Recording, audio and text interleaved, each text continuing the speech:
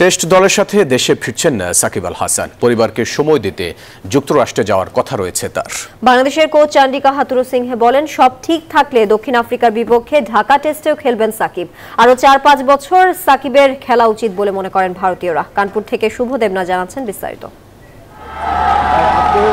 Match শেষে dressing রুমের সামনে আলোচনায় মহাব্যস্ত হেড কোচ চান্ডিকা হাথুরুসিংহে, সহকারী কোচ নিক পোথাস ও ব্যাটিং পরামর্শক ডেভিড হ্যাম।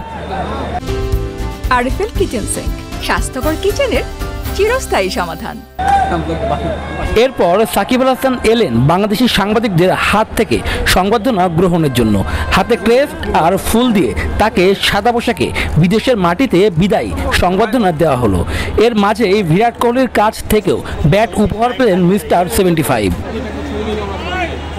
ততক্ষণে সংবাদ সম্মেলনে এলেন টাইগারদের হেড কোচ চান্ডিকা হাথুরুসিংহে। ব্যাটারদের সমালোচনা করেন, কথা বলেন সাকিবের বিষয়েও। ছেলেদের খামখেয়ালি ব্যাটিং দেখে আমি হতাশ।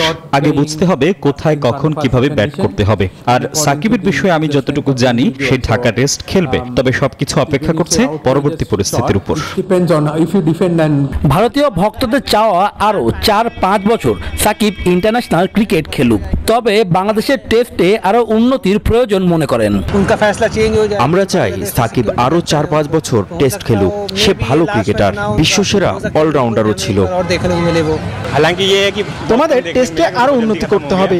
ভারত 1 নম্বর দল, তারা জানে কিভাবে ম্যাচ জিততে হয়। ম্যাচ শেষে ভেন্যুর আয়োজকরা কেক কেটে উদযাপন করলেন। গ্রিন পার্কের কর্তাদেরও চাওয়া সাকিব খেলুক আরও। শুভ দেবনাথ, নিউজ 24, কানপুর, ভারত।